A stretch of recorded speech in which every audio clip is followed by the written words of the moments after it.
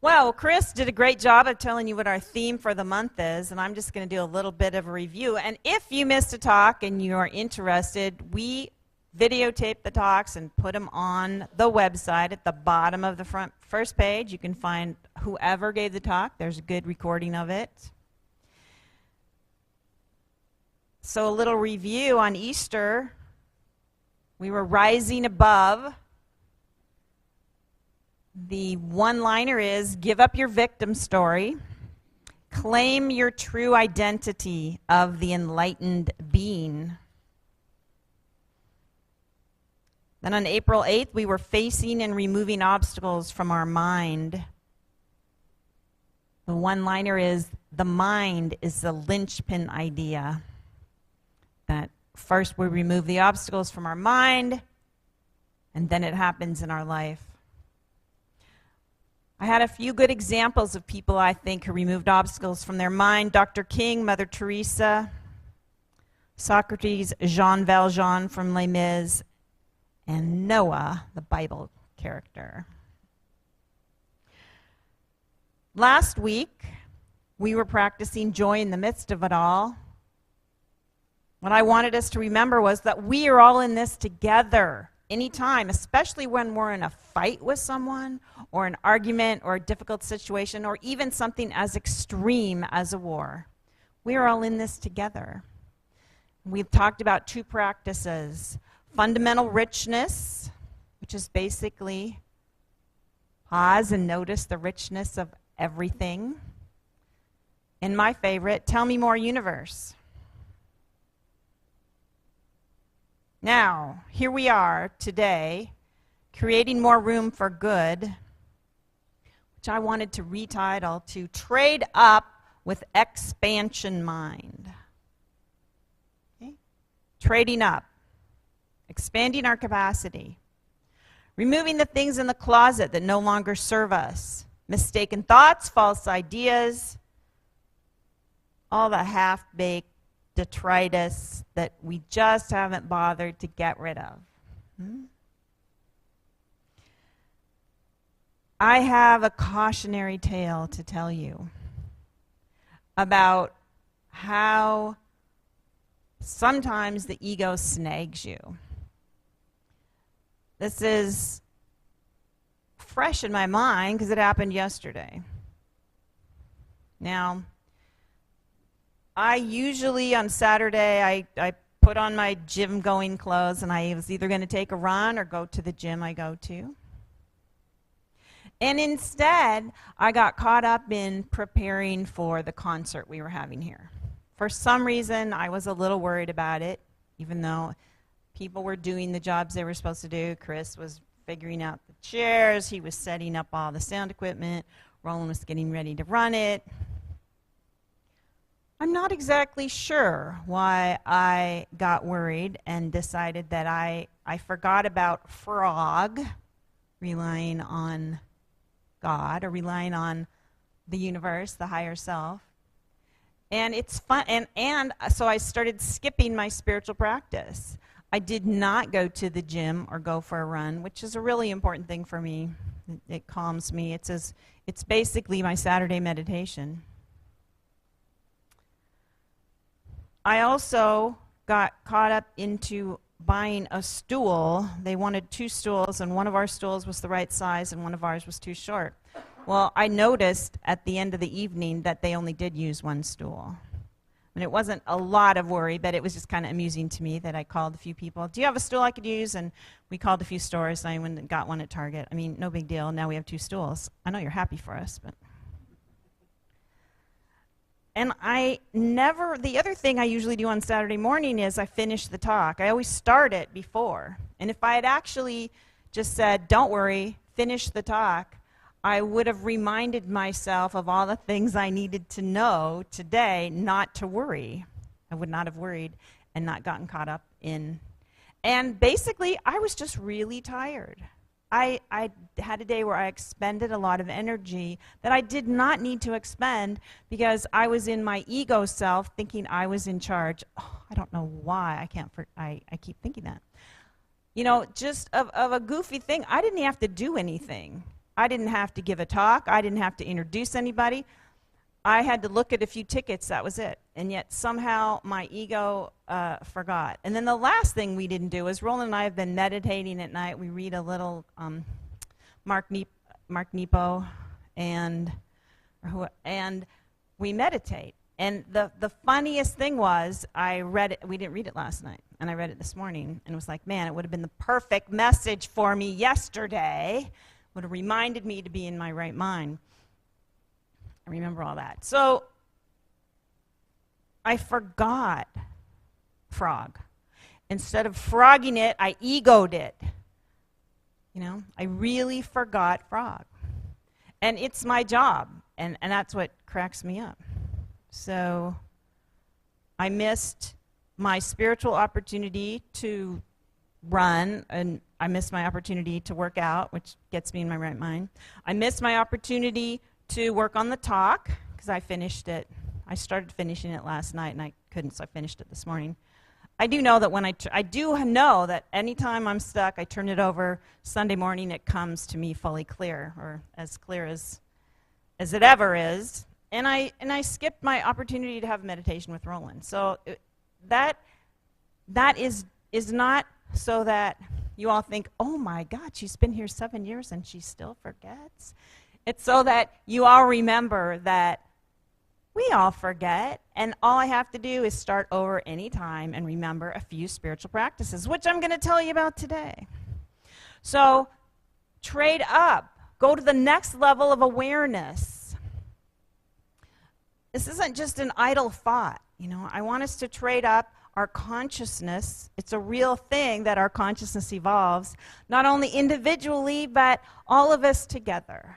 You know, I've talked about the spiral dynamics of everybody on Earth, how we do actually trade up. And we go from, for example, the consciousness of might makes right. Yeah? There's still places on Earth where might makes right. And we go to the consciousness of order, and then we go through the consciousness of everybody shares, you know, things like that. And individually, our consciousness grows too. It goes from falsehood and anger, and it goes up through levels of unconditional love and caring, and it's a real thing.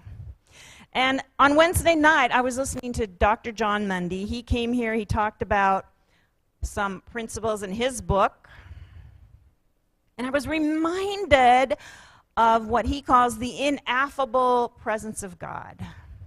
Because this is a shortcut, right? There's all the obstacles and all the things we do. And the reason I like to run and meditate is because I get the contact with all that is. That's my spiritual practice. You might have yours. All next month we're going to explore how we have contact with all that is in nature, with our true being in nature, what a beautiful sport that is. But he was talking about that ineffableness of it, you know, and all the spiritual teachers, they love to talk and tell you, but a lot of times they're mostly pointing and saying, you know, that feeling of connection with whatever we want to call it. Really, we don't like to even call it God, because sometimes just the word God is a limiting concept. So that's why I trade it up a lot. I trade up different words. But it's really about the ineffable, remembering the feeling. And how easy it is not to remember the feeling. How you can work next door to a church, in a church, and never remember to be connected to spirit. Right? You can just think you're in charge. Your ego can do a number on you anytime. So I was reminded of why I know that there is a power that can always help me. I call it the pyramid of golden light. I can't even explain it. That's just what it is for me. It's what it feels like. It's the feeling that happened a couple nights ago when Roland and I were meditating, and it's this knowing that everything's okay. Right?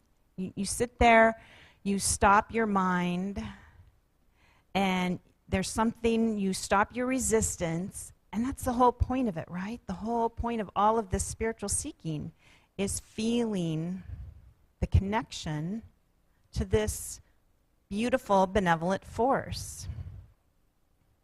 Robert Keegan, a professor at Harvard University, says this: God is the name we give to the ceaseless, restless, creative flow of energy in the universe.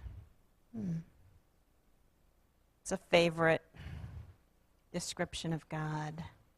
Ceaseless, restless, creative flow of energy in the universe. I like to call God the force. Y'all know what the force is? Or the benevolent force. Because we get that. And in a little bit, we're going to do an experiential exercise about that. The last thing one of the last things I was reminded of was that I was going to talk about the Golden Key. The Golden Key was written maybe 100 years ago by Emmett Fox. And I printed and put out a few copies of the old Golden Key. It's a 2-page thing. And I'm going to read it to you, and I'm going to give you my 2018 version. I'm not going to read you the whole thing. I'm going to read a few high points. Prayer will enable you, sooner or later, to get yourself or anyone else out of any difficulty on the face of the earth. It is the golden key to harmony and happiness. Well, that's a strong statement. And you will hear how this language is sounds like 100 years ago to me. This is because in scientific prayer, it is God who works and not you. And so your particular limitations or weakness are of no account. And as for the method of working, it is simplicity itself. All you have to do is this: stop thinking about the difficulty and think about God instead. Well, that opens up a big can of worms for me, because what do you mean, think about God? Is it that old guy in the sound booth? I mean, up in heaven? Just joking, honey. Is it the vision of Jesus Christ of Nazareth, either risen or hanging from a cross? Is that your vision? Is it the Hindu god Ganesha, which we talked about last week? Is that your vision of God? So I don't think it's simple, but it's a really good concept, and the concept will work. We will practice it. So what I think of is, I would say it different. So if you are interested in the history and you want to read the whole that Emmett Fox wrote, go ahead. It's on the back table. You can also look it up pretty easily. He's a pretty famous metaphysician from 100 years ago. This is what I say it is. It is focus on connecting to the force, not the difficulty. And if the force doesn't work for you, that's my favorite word right now. Maybe source, pure source works, or God, or Mother Mary, whatever it is for you, or Ganesha. But I want you to have a word. Think of a word that works for you: higher power, HP, Holy Spirit. A word that means the force, the benevolent force. Okay? So focus on the force and not the problem. Yesterday, at any time, if I had focused on the force and not the problem or the worry that I was in charge of the universe and I had to make sure all the chairs were okay and that people came and everything was okay, and people were doing their jobs and the sound worked, blah, blah, blah, blah, blah. If I had just spent 1 minute, I believe it could have put me in my right mind, and I would be I would have had a lot more pleasant afternoon. I would have been more relaxed, and I wouldn't have been so tired last night. I was exhausted because of how hard it is to keep your ego happy, right?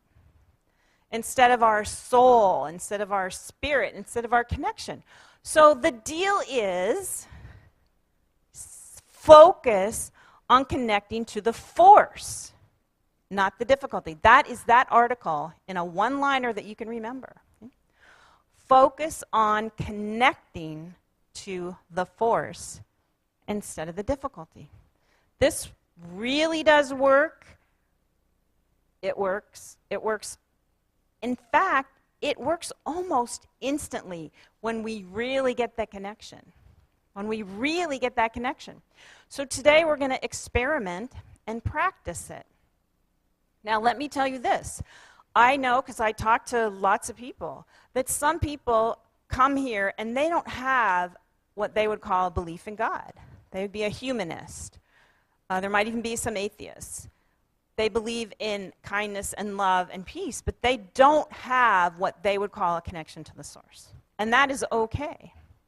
It is perfectly fine. But we're going to do something, and what I want you to do is if you do, and I do, know right in your being that there is a benevolent force working in your life, what I want you to do is stand kind of against the wall. If you can stand. If you can't stand, you can raise your hand. I just want you to stand against the wall facing in. And anybody who wants to receive the connection, who maybe it doesn't feel strong to you today, so it's like this. It doesn't matter whether you're sitting, receiving, or giving, but if you do feel like you today, I know there's a benevolent force, please go stand against the wall. Yeah. It doesn't matter how many people are either place, because it really doesn't matter.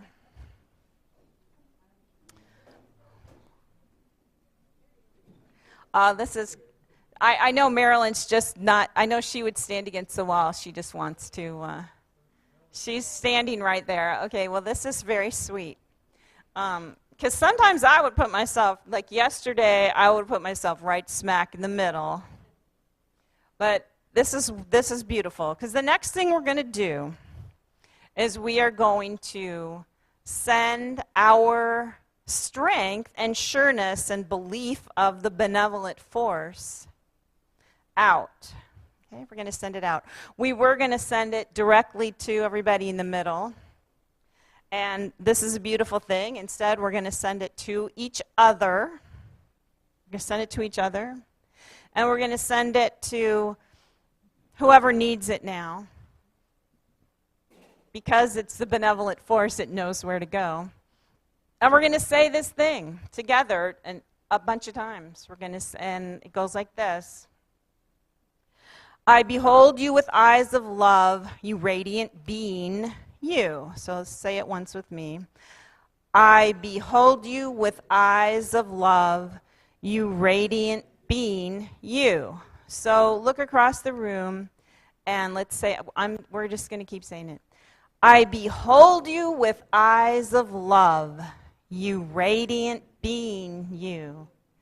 I behold you with eyes of love, you radiant being, you. I behold you with eyes of love, you radiant being, you.